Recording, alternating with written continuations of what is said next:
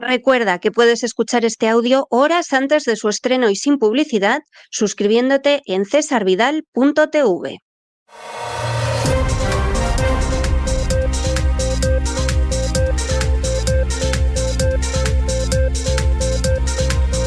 Las noticias del día. Estamos de regreso después de ese editorial que hemos dedicado a las prioridades de los políticos, que para qué nos vamos a engañar, no pasan nunca, o desde luego pasan muy raramente, por el sufrimiento, por la necesidad o por la empatía hacia sus conciudadanos. El caso que les contábamos en el editorial no puede ser más revelador, es que es clarísimo. Hay cerca de 300.000 personas en lista de espera precisamente porque necesitan una ayuda que encima da el Estado con cuentagotas y que es miserable, pero verdaderamente miserable. Y algunos no solamente es que se van sumando a los cerca de 300.000 víctimas que esperan esa ayuda, es que este año, en lo que va de año, en los 6 primeros meses, han muerto miles esperándola. Esto es una vergüenza, esto es algo tremendo. Esto tendría que ser un clamor en el Parlamento donde no han dicho ni palabra del tema. Y esto tendría que ser un clamor en los medios de comunicación, pero las furcias mediáticas están a lo suyo, a llevarse su parte también del presupuesto. Y es que no nos engañemos. ¿Hay que dar dinero a la mafia feminista? Eso es prioridad. ¿Hay que dar dinero a los lobbies homosexuales? Eso es prioridad. Hay que gastarse todavía decenas de miles de millones de euros más en un gasto militar inútil. Eso es prioridad.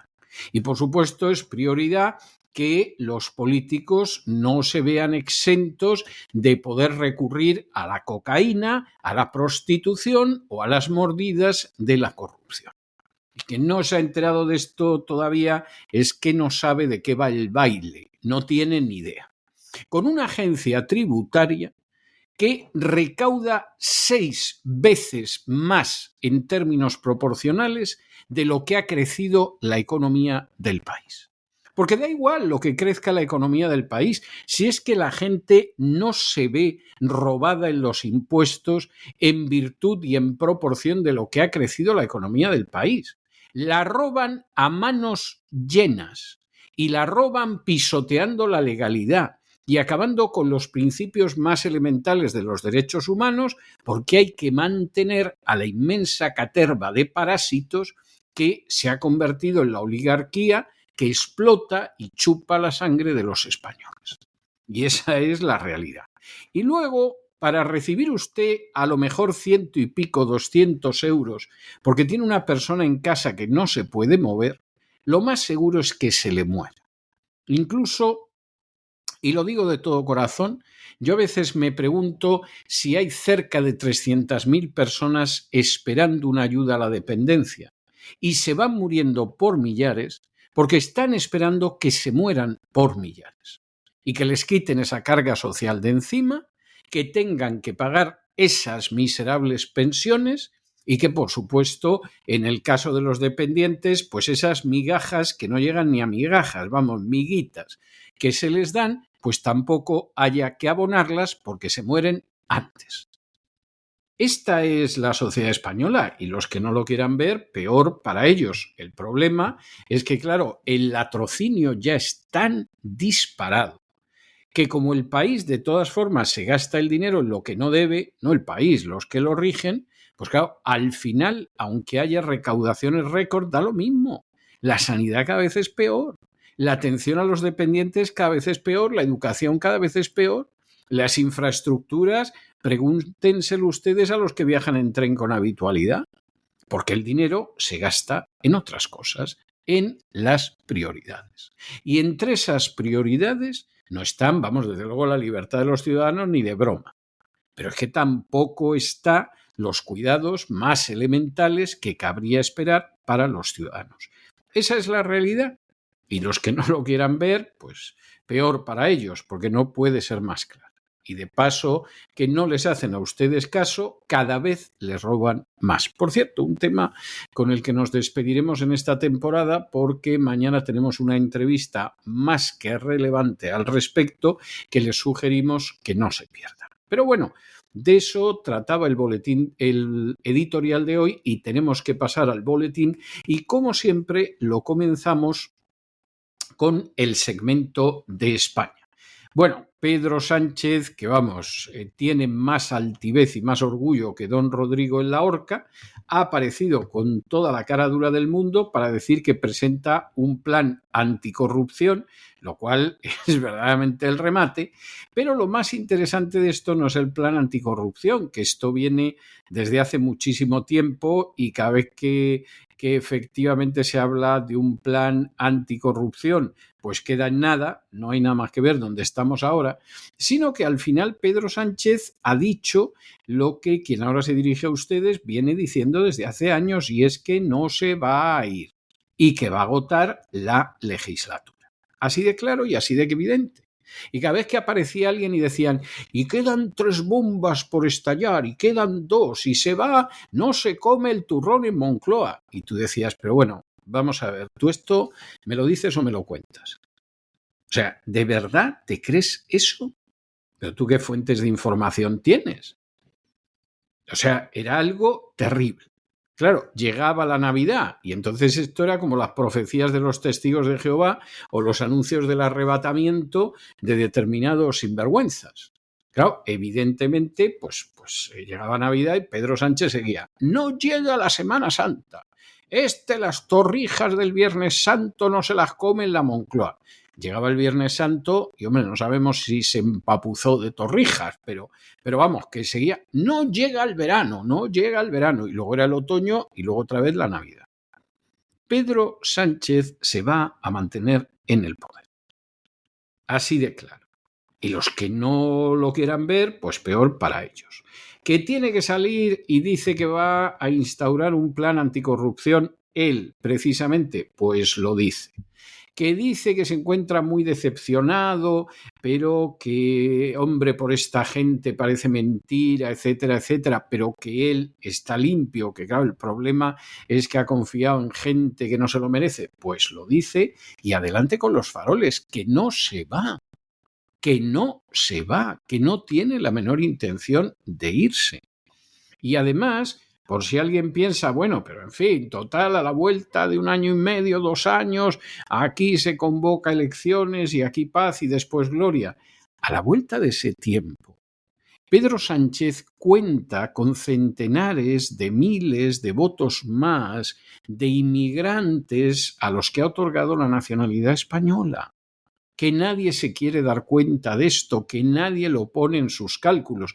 Quizá los del Partido Popular, que han dicho que apoyan cualquier regularización de centenares de miles de ilegales porque quieren ese voto y cada vez confían menos en los ciudadanos españoles, si es que alguna vez confiaron en ellos. Pero aquí la cosa está clara, Pedro se queda. Y bueno, los que quieran creer en eso, pues hombre, como los pavos estos que les dicen que va a venir Cristo en el mes de septiembre y van los infelices y se lo creen. O sea, si tontos para determinadas profecías siempre los ha habido, nunca han faltado. Pero no nos engañemos porque aquí las cosas son las que son. No se va, no tiene la menor intención de irse y con un poco de suerte todavía se queda un mandato más. Y pasará el tiempo y lo veremos. Como dicen los ingleses, viviremos y veremos. En fin, examinamos estas y otras cuestiones que les afectan a ustedes, pero vamos, como una pedrada en el ojo, con la ayuda absolutamente indispensable de María Durán.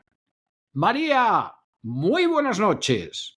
Hola César, hola a todos, equipo, oyentes desde todas partes de España y del mundo, muy buenas noches.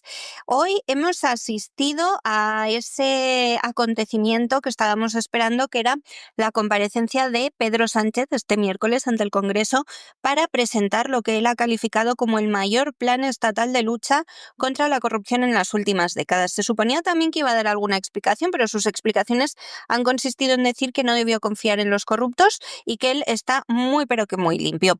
Este documento que ha presentado llega cargado de promesas y medidas simbólicas y no por convicción democrática, sino como reacción forzada a esa crisis interna provocada por la corrupción dentro del propio PSOE. Mientras Sánchez trataba de sostener su discurso institucional, admitía entre líneas lo que muchos ya saben, que es que su liderazgo está más cuestionado que nunca. El presidente ha mentido al afirmar que se planteó dimitir y convocar elecciones tras los escándalos que han salpicado a los últimos dos secretarios de organización de su partido, a José Luis Ábalos y a Santos Cerdán. Sabemos que no es cierto porque en su primera comparecencia de demacrado, maquillado, en la que no había comido, dijo que nunca se había planteado dimitir. Hoy se ha reafirmado, ni va a haber elecciones antes de 2027, ni va a haber dimisión. Nos anunciaba como gran concesión que sí que habrá elecciones, pero en 2027, pero es que eso no depende de él, es que eso es lo que está establecido y toca, quiera él o no. Veremos si no intenta cuando llegue el momento que tampoco existan. En fin, sobre lo de asumir responsabilidades, ya sabemos que no, ha optado por resistir, por envolverse en un relato épico de que hace un sacrificio personal por los españoles y ha anunciado un plan que suena más a estrategia de control de daños de cara a sus socios que a verdadera voluntad de regeneración, porque es que no ha anunciado nada nuevo, de hecho ha echado balones fuera, ha dicho que lo que va a hacer con mucha convicción y mucha fuerza es perseguir a los corruptores, o sea, en vez de intentar vigilar y expulsar a los corruptos, no, a los corruptores. El plan, como decimos, son 15 medidas agrupadas en 5 ejes con la supuesta intención de situar a España a la vanguardia europea en transparencia. Llega tarde, mal y empujado por la presión mediática y judicial, no por voluntad política ni de él ni de sus socios, que en realidad ya tenían decidido de antemano no dejar caer a este gobierno que responde a todas sus exigencias. Bueno, entre esas 15 propuestas destacan la creación de una agencia de integridad pública,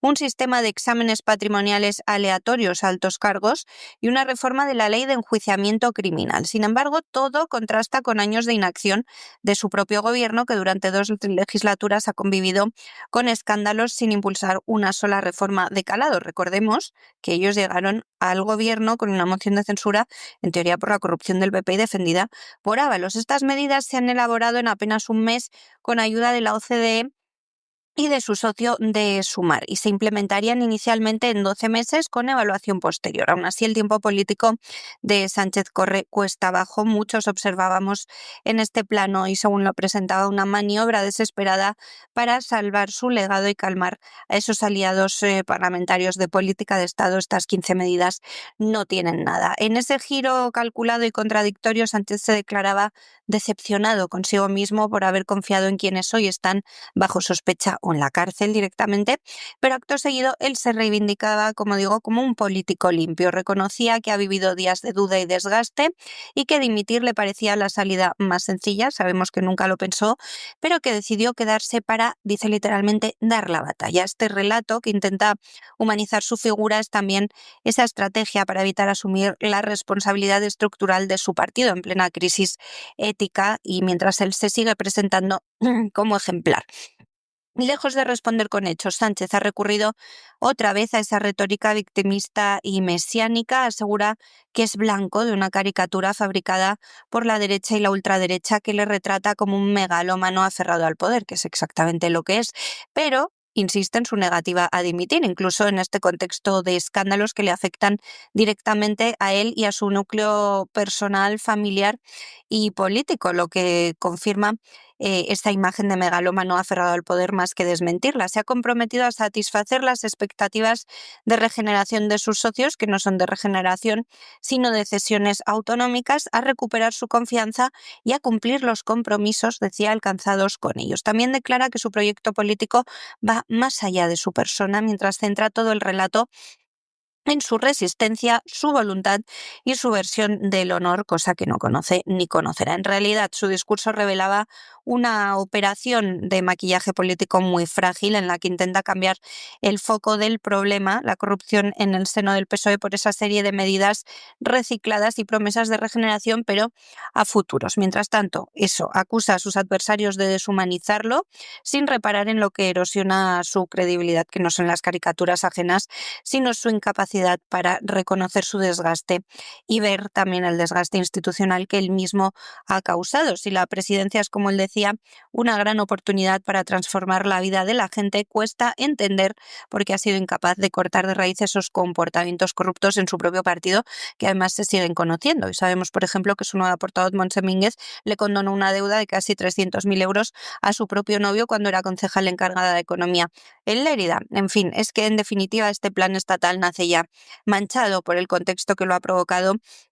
Y hemos visto además al presidente cada vez más aislado, eso sí, intentando convertir en virtud su negativa a marcharse. Pedro Sánchez presenta estas reformas que se debieron impulsar hace años porque la corrupción de sus números dos sonaba desde hace años. De hecho, él obligó a salir del gobierno a Ábalos porque era conocedor de muchas de estas cosas, pero solo ha reaccionado ahora cuando la presión política y judicial ha llegado hasta la misma sede de Ferraz con una visitita de la UCO. Se ha presentado como regenerador cuando lo que necesita regeneración urgente es su propia impunidad y también esa cultura de tolerancia en el Partido Socialista, porque después de hacer dimitir a Paco Salazar el sábado, es que, como digo, han colocado una portavoz corrupta también. Es decir, el gobierno lo niega, pero no combate la corrupción, solo intenta sobrevivir a ella. Y en medio de esta situación que les estamos contando, de que Pedro Sánchez cuenta, entre otras cosas,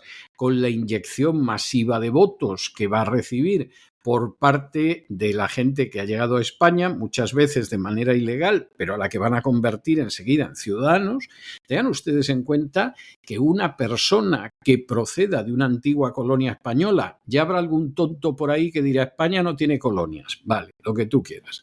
Además de tonto, ignorante y encima no te das cuenta de lo que hay. Cualquiera que venga de una antigua colonia española, y eso incluye las Filipinas, y eso incluye Marruecos, y por supuesto incluye toda Hispanoamérica y Guinea Ecuatorial, en 2 años de residencia puede tener la ciudadanía. Y por supuesto, esto no se le ha ocurrido cambiarlo a nadie. A nadie. Están a ver cómo aprovechan esos nuevos ciudadanos españoles. Que cuando Zapatero encima lo puso fácil, pensando en dar la ciudadanía a cualquiera que dijera que había tenido un abuelo que se había exiliado de España, yo no me he encontrado a uno solo de esos. Me he encontrado a centenares de personas a las que les han dado la nacionalidad española porque sí, de esos a cientos. Pero que alguno de ellos fuera descendiente de un exiliado español, ni uno. Ni uno. Me he encontrado muchos que a lo mejor el abuelo era un muerto de hambre de Asturias o de Galicia que se fue a quitarse el hambre a alguno de los países de Hispanoamérica. Pero en muchos casos antes de la Guerra Civil Española y en muchos casos, vamos, cuando llevaba Franco de dictador un montón de años. Entonces se habían ido a buscar cómo sobrevivir fuera de España. Pero no eran exiliados republicanos ni cosa parecida. Yo de esos no me he encontrado ni uno. Seguramente los habrá. Y supongo que los habrá especialmente, por ejemplo, en un país como México, donde fueron muchísimos exiliados republicanos. Pero de los otros, ni uno. Me he encontrado un montón de gente a la que le dan el pasaporte y arreando con los faroles. Con lo cual, el cambio demográfico es terrible y van a votar en la dirección que van a votar. ¿Y qué pasa, mientras tanto, con la población española? Bueno, pues de cada 4 hogares españoles, solo la 1/4 parte cuenta con un menor de edad. Es decir, tiene niños. Con lo cual, estamos hablando del nivel más bajo registrado desde el año 2006. España se muere demográficamente. Y alguno dirá, bueno, pues si viene gente de Marruecos, cubren huecos, ya. Como que esa gente se adapta y al cabo de 1 o 2 generaciones se consideran españoles por encima de todo. Ya. Más de la mitad de los hogares españoles tienen un solo hijo y apenas un 11% cuenta con 3 o más. Y habrá que ver, además, de dónde son esos hogares. Porque claro, sí, a lo mejor tienen 3 o más, pero es que vienen de Fez, o vienen de Casablanca, o vienen de Rabat, o vienen del Rif. Ya los hogares donde solo hay una persona son el 29%, que se dice pronto, casi la tercera parte de los hogares en España son de una persona. De nuevo, descuenten ustedes la gente que viene de África o de Hispanoamérica y se pueden encontrar a lo mejor con cerca de la mitad de los hogares españoles que hay una persona. Las parejas sin hijos son más de la quinta parte. Yo recuerdo, claro, es verdad que de esto hace 50 años, cuando uno de mis compañeros de colegio comentó que se iba a casar y que habían decidido no tener hijos y todo el mundo lo miraba como diciendo, este tío siempre fue raro, pero vamos, nos lo acaba de confirmar ahora. Bueno, pues ahora más de la quinta parte de las parejas no tienen hijos.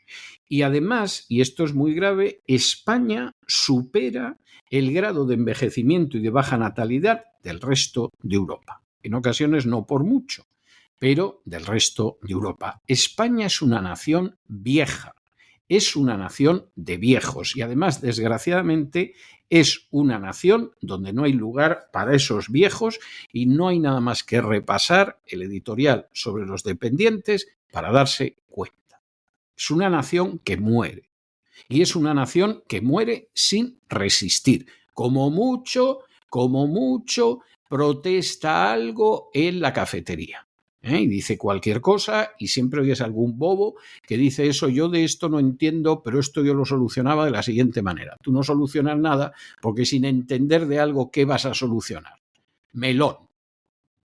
Y esa es la triste situación de España. Se deja robar, se deja oprimir, se deja invadir, se deja despreciar, se deja abandonar y no reacciona, va a desaparecer.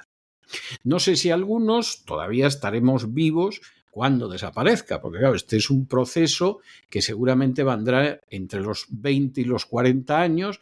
Bueno, pues si es dentro de 20 años, a lo mejor el que ahora se dirige a ustedes llega a verlo con inmenso dolor. Si es dentro de 40, a lo mejor Dios le libra de tener que contemplar.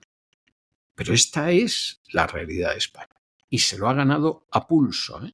Se lo ha ganado a pulso. Con todas las instituciones, desde la corona, pasando por la conferencia episcopal, el legislativo. No voy a hablar de esos criminales con carnet que son los buscabonus de la agencia tributaria, sobre los que tendremos ocasión de hablar todavía en lo que queda de temporada.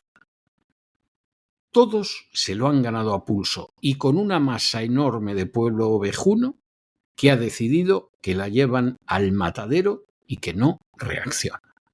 Pues como no reaccione pronto, va a desaparecer y se va a extinguir y no va a haber más vuelta de hoja. España y Europa envejecen en silencio. 3 de cada 4 hogares ya no tienen hijos y esta es una de las noticias más catastróficas que les hemos contado en esta temporada. La estructura familiar en nuestro país se ha transformado a un ritmo acelerado y preocupante. Según el último informe de Eurostat de 2024, solo el 25% ya de los hogares españoles conviven con al menos un menor de edad, el dato más bajo desde que hay registros. En otras palabras, 3 de cada 4 hogares están formados únicamente por adultos, por personas mayores. Una radiografía precisa del colapso demográfico, más que colapso, invierno demográfico que avanza sin freno. De los 10,4 millones de hogares con menores en el país, más de la mitad solo tiene un hijo, un 35% cuenta con 2 y apenas un 11% cuenta con 3 o más. La familia numerosa ya se ha vuelto una rareza y la tendencia dominante es la de hogares pequeños o directamente sin hijos. Los hogares unipersonales representan el 29% del total, mientras que las parejas sin hijos son ya el 21%. Estas nuevas configuraciones familiares, en su mayoría adultas, han sustituido a las tradicionales, reflejando no solo un cambio cultural, sino también una grave crisis de natalidad con impacto económico y social directo y de valores. Por cierto, aunque España supera ligeramente la media europea de hogares con niños, un 25% frente al 23,6% de la Unión Europea, el panorama continental es igual o más sombrío que el español. Países como Finlandia, Alemania o Países Bajos tienen menos del 22% de hogares con niños y la tasa de fertilidad europea se sitúa en 1,38 hijos por mujer, muy por debajo del 2,1 para garantizar el reemplazo generacional necesario. En paralelo, la esperanza de vida ha crecido, esa es la buena noticia, pero los nacimientos en toda la Unión Europea han caído a niveles no vistos desde 1961. El envejecimiento de la población está debilitando ya los sistemas de pensiones, de salud pública y de productividad en ese contexto de caída constante de la población en edad laboral y de la natalidad. Las causas del desplome, como digo, no son económicas, aunque pesan, por supuesto, el empleo inestable, el altísimo coste de la vivienda, las nulas posibilidades de conciliación familiar, pero también, insisto, son culturales y morales. El abandono de los valores cristianos, la imposición del individualismo, la extensión de modelos de vida sin compromiso y una educación orientada al placer sin responsabilidad han generado un rechazo casi estructural a la maternidad y paternidad entre nuestros jóvenes. La realidad es muy cruda, pero las nuevas generaciones no solo no pueden, sino que muchas veces no quieren tener hijos. La maternidad se retrasa, se descarta o se vive con miedo y no hay políticas pronatalistas suficientes en algunos gobiernos conservadores para revertir esta tendencia. La advertencia que nos hacen los expertos en demografía es clara: sin nuevos nacimientos hoy, no habrá adultos para sostener el mañana. Lo que durante décadas se sembró con desprecio por la vida, con políticas de ultraizquierda, en políticas también que han hecho que la familia y el orden natural se vean como algo malo, algo a evitar, pues se están cosechando ya sus frutos. La semilla fue de muerte y el fruto es una sociedad que poco a poco se apaga desde dentro, se muere desde dentro. Lo que estamos viviendo en Europa y en España, por supuesto, no es más que un suicidio demográfico. Y nos vamos, como siempre, de España a Hispanoamérica. Y bueno, la noticia esta es de una gravedad absolutamente extrema, porque la Fiscalía General de México ha iniciado una investigación contra el que fue presidente de México, Enrique Peña Nieto, por haber recibido presuntamente nada más y nada menos que 25 millones de dólares en sobornos de dos empresarios israelíes. La denuncia, además, quien la ha publicado ha sido un medio israelí y ha estado mostrando, teóricamente, veremos hasta dónde llega la cuestión, que efectivamente, pues Israel sobornó, y no es poco el dinero que le dio a Peña Nieto, para que Peña Nieto adquiriera lo que son equipos de seguridad de la empresa Pegasus, empresa que sirve para espiar. Esto no se puede negar, y además Pegasus cada 2x3 aparece.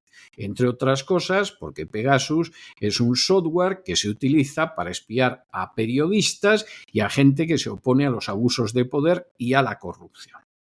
Y en este caso, bueno, pues luego de paso Pegasus te espía a ti y todo lo que tú haces pasa al Estado de Israel y, en fin, tú verás si el soborno te compensa o no te compensa. Peña Nieto ha dicho que esto es totalmente falso.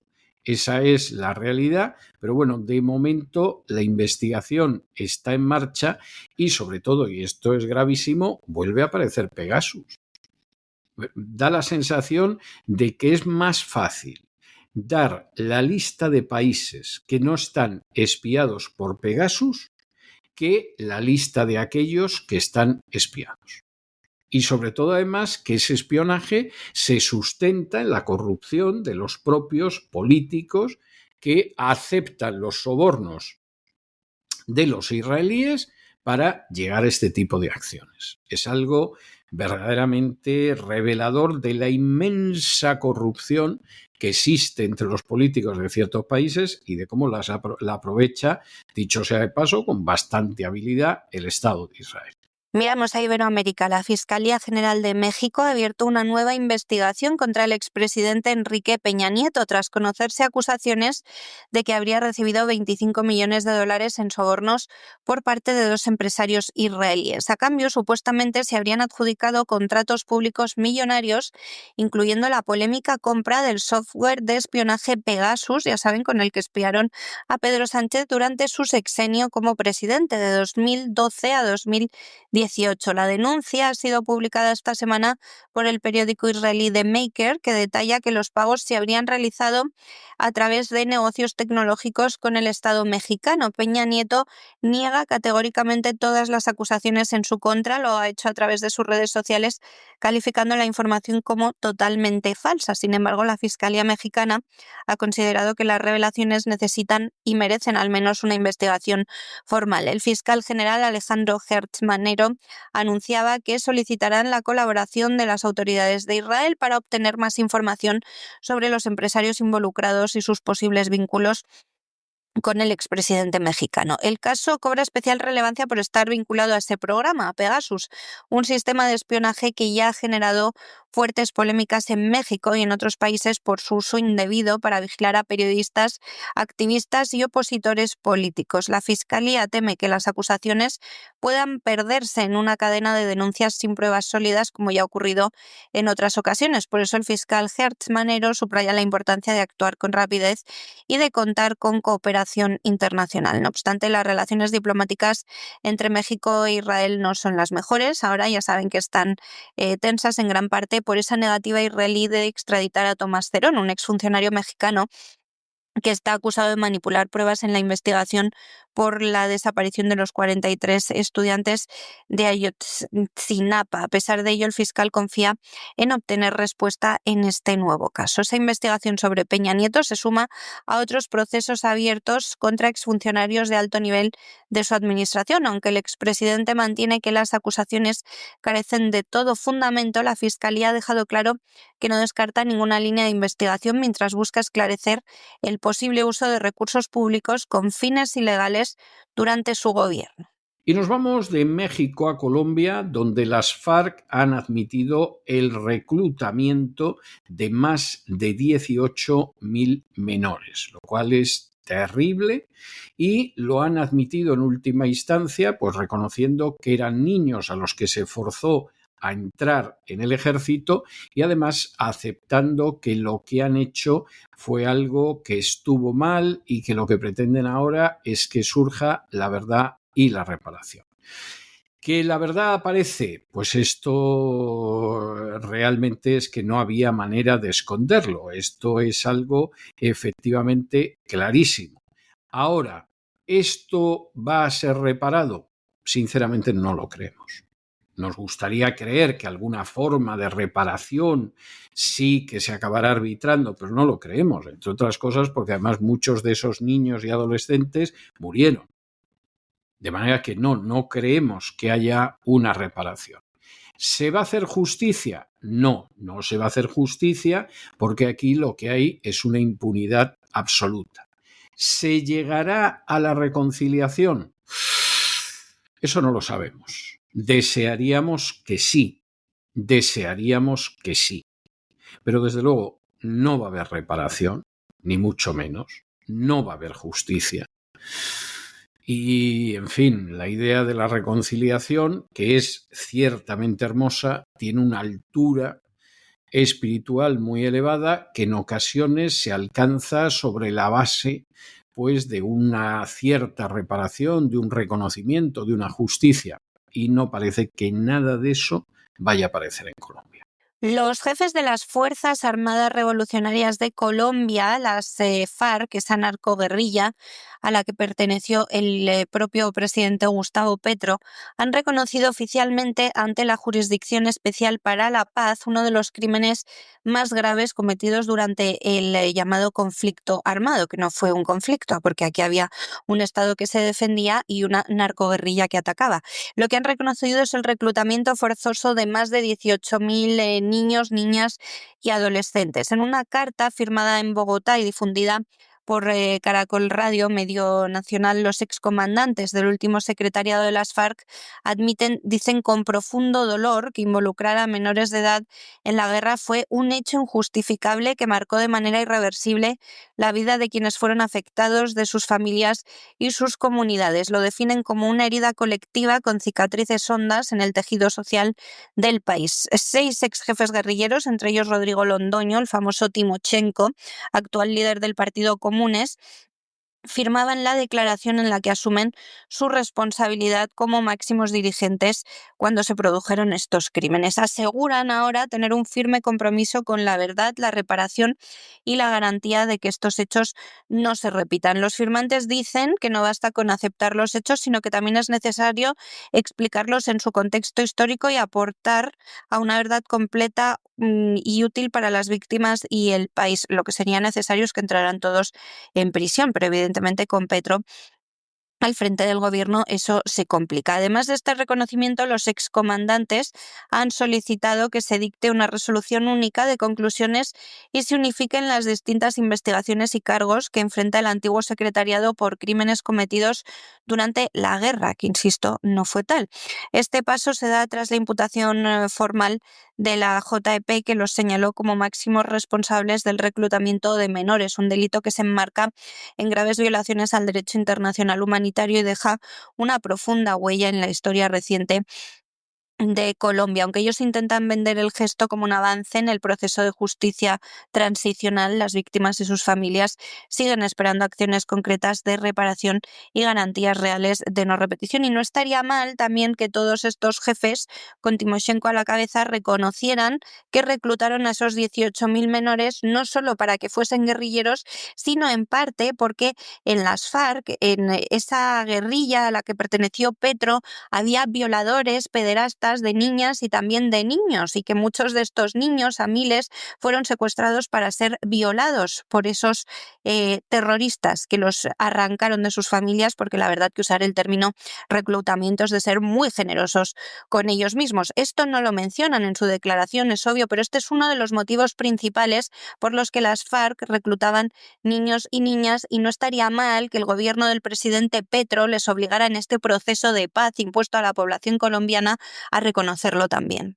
Y de Hispanoamérica nos vamos a la información internacional y concretamente nos quedamos en Estados Unidos, donde Elon Musk ha aprovechado que la administración Trump ha decidido que no existe una lista de Epstein, mira tú por dónde, para decir que bueno, que Donald Trump seguramente está escondiendo los documentos del caso Epstein para encubrir a personas influyentes. Bueno, Elon Musk es un talento, pero desde luego para tener esta idea tampoco hay que ser un genio.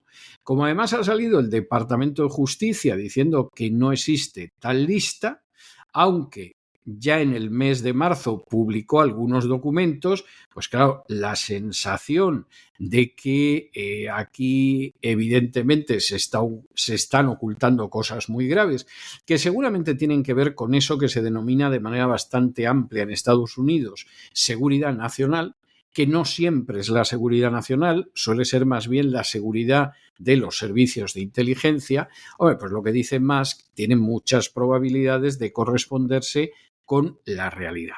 Para terminarlo, Elon Musk ha dicho que Steve Bannon aparece en los archivos de Epstein, con lo cual, pues Bannon inmediatamente se ha revuelto como la bicha del pantano y ha atacado a Elon Musk diciendo que cómo puede tener el descaro de querer fundar un partido político siendo extranjero. A lo cual Musk ha respondido recordándole los antecedentes penales. En fin, algo verdaderamente tremendo.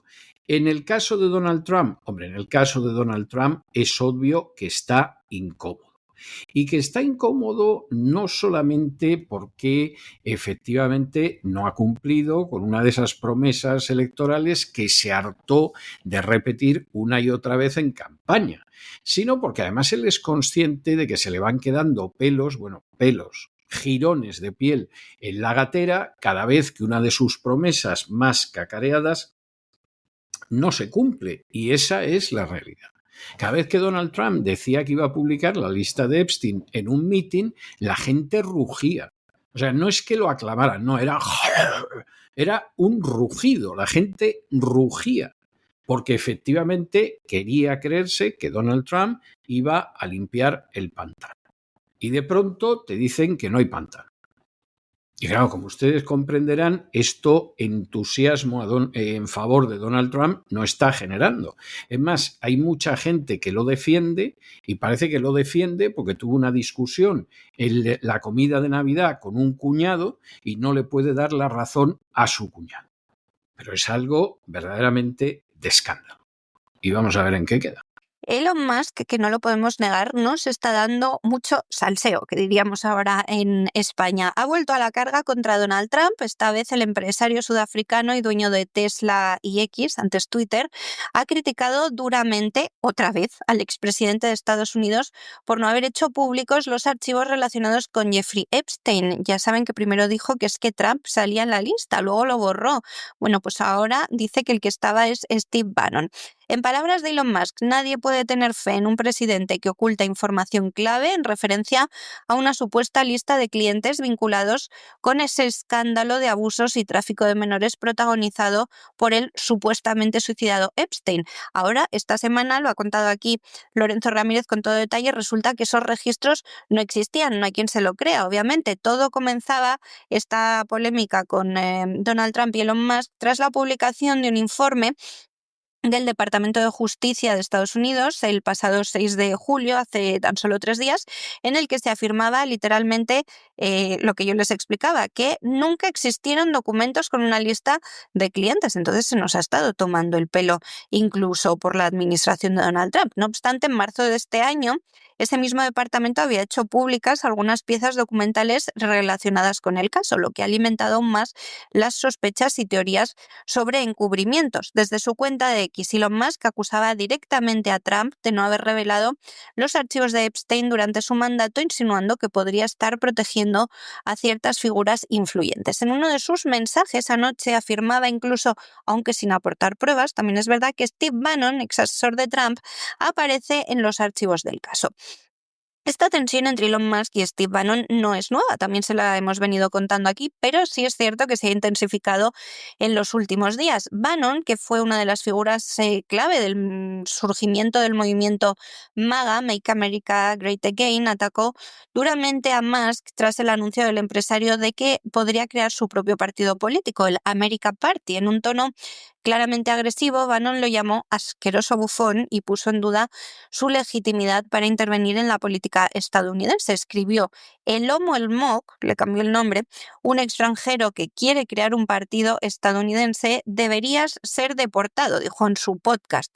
Musk respondió con la misma contundencia, dijo: el gordo y borracho vago llamado Bannon volverá a la cárcel, y esta vez por mucho tiempo, en referencia a los problemas legales del ex asesor, que por cierto fue indultado en la anterior legislatura por Donald Trump. Musk ha asegurado que su nuevo partido político se va a fundar, que pretende ser un espacio para reformar las instituciones y, según ha dado a entender, exponer la verdad sobre casos silenciados como el de Epstein. Cuando un usuario de X le preguntaba si la publicación de dichos archivos sería una prioridad para el America Party, Musk respondía únicamente con un emoji de 100, como 100% afirmativo, dejando claro su compromiso. También aprovechaba para criticar al gobierno estadounidense, al que califica de profundamente quebrado, y se burlaba de que hayan sacrificado a una ardilla llamada Peanut para una prueba de rabia, mientras dice que nadie en la lista de Epstein ha sido imputado. Mientras tanto, Donald Trump mostraba incomodidad cuando el asunto de Epstein reaparecía Durante una rueda de prensa ayer, al ser preguntada la fiscal general Pam Bondi por los archivos, Trump la interrumpía y lanzaba un ataque contra la prensa, contra la reportera que había hecho la pregunta. Dijo: siguen hablando de Jeffrey Epstein, es increíble en un momento como este, con tragedias en Texas y grandes éxitos. Me parece una profanación que alguien pregunte por ese cretino. Claro, se pueden imaginar que en redes sociales está todo el mundo sacando los vídeos viejos de Trump con Epstein. Este nuevo cruce de declaraciones no solo evidencia la creciente enemistad entre Elon Musk y figuras del trumpismo, incluido el propio Trump, sino que vuelve a poner sobre la mesa este caso de pederastia y sus múltiples aristas no resueltas, también las posibles conexiones con altos cargos que, según Elon Musk, siguen protegidas por el sistema. Y acabamos nuestro boletín en los Países Bajos, porque el gobierno de los Países Bajos finalmente ha retirado el proyecto de autodeterminación de género para menores, lo cual era tremendo porque iba a permitir a los menores cambiar de sexo sin informes médicos y sin autorización judicial, algo que por supuesto al movimiento trans y al lobby LGTBI+, etcétera, le parecía maravilloso, pero es que no hay quien lo pueda sostener. Esto es una barbaridad, era un crimen realmente. Y al final el gobierno no se ha visto lo suficientemente fuerte como para salir adelante. Claro, los trans están que muerden porque consideran que es una traición y además les privaba de carne fresca de menores que no tienen la suficiente madurez como para tomar decisiones, pero que ya entraban de manera irreversible en su secta, porque claro, una vez que castras a un niño o que vacías a una niña, no hay marcha atrás. Lo que ha hecho el gobierno holandés está bien, pero esto es el inicio. Y también puede que indique que en algunos sitios ya las cosas no están soplando con tanta facilidad, a pesar de los colosales intereses económicos que hay por medio, con tanta facilidad en las velas de la ideología de género. Esperemos que esto sea solo el inicio. ¿Y alguna buena noticia alguna vez? Nos alegra. El gobierno en funciones de Países Bajos ha confirmado la retirada definitiva del controvertido proyecto de ley de autodeterminación de género que pretendía permitir a los menores cambiar su sexo legal sin necesidad de informes médicos ni autorización judicial. Exactamente lo que tenemos aprobado en España por Irene Montero. Por cierto, esta propuesta es antigua, es de 2021 y fue impulsada por el anterior ejecutivo progresista. Ahora ha sido oficialmente archivada por el actual gabinete liderado temporalmente por Dick Schoof. Está en funciones, asumió como primer ministro tras la ruptura de la coalición. El secretario de Estado de Justicia y Seguridad, Teun Struiken, confirmaba la decisión el pasado miércoles. Según la prensa neerlandesa, el proceso de retirada va a concluir en agosto. Con esta medida, el nuevo ejecutivo da cumplimiento así a una moción parlamentaria aprobada por mayoría ajustada en abril, en la que se solicitaba detener la tramitación del proyecto. Era una iniciativa del Partido por la Libertad de Geert Wilders, que precisamente ha abandonado el gobierno y por eso en los próximos meses, en octubre, van a tener que volver a celebrar comicios. Esta iniciativa buscaba eliminar los últimos filtros legales para cambiar de sexo en los registros civiles, como la edad mínima de 16 años y la obligación de evaluación médica. Sin embargo, ha sido duramente criticada desde sectores conservadores y también desde parte de la propia coalición de gobierno, donde crecían las dudas sobre sus implicaciones sociales y jurídicas. No podemos hacer creer a los jóvenes vulnerables que el género es una elección, necesitan ayuda real, es lo que declaraba en su momento el diputado Diederik van Dijk del partido político reformado, el SGP, que es uno de los principales impulsores también de esa moción. La decisión del Ejecutivo ha sido recibida con alivio por sectores críticos con la ideología de género, por asociaciones religiosas conservadoras, pero ha provocado indignación en las organizaciones del lobby político LGTBI, especialmente en colectivos y asociaciones trans. Por ejemplo, Ren Bardegen, presidenta de Trans Network Nederland, denunciaba que se trata de una puñalada por la espalda y acusaba al gobierno de abandonar a las personas transgénero de forma sin precedentes. Lo de los trans, que cuando no les dejan hacer lo que a ellos se les ocurre con los cambios de sexo de los niños se sienten abandonados y ofendidísimos, es una cosa para que se hagan mirar, desde luego. Aunque la retirada ahora se hace oficial, lo cierto es que el proyecto llevaba muchos meses estancados. Esa creciente oposición social, la presión política y el desgaste de la agenda multicultural acentuado por la salida del Partido por la Libertad por discrepancias en materia migratoria del gobierno han terminado por enterrar definitivamente una de las reformas más polémicas de los últimos años en los Países Bajos. Y hasta aquí hemos llegado con nuestro boletín de hoy. María, muchas gracias, muy buenas noches y hasta mañana, Dios mediante. Es todo por hoy, César. Muy feliz tarde y noche. Hasta mañana. Y ustedes no se nos vayan, porque ya se recorta sobre la línea del horizonte la silueta más que gallarda de don Lorenzo Ramírez, que se aproxima con paso firme hacia el avión del Despegamos para darle el niquelado cotidiano a la realidad económica mundial. Y después, como todos los miércoles, tenemos nuestro programa doble y sesión continua dedicado a la salud. Primero vendrá Elena Kaliníkova y nos hablará de la vida sana, de la existencia saludable, del naturismo, y luego daremos un salto cualitativo y nos iremos a la salud de la mente, a la salud de la psique, con don Miguel Ángel Alcarria. De manera que no se vayan, que regresamos enseguida.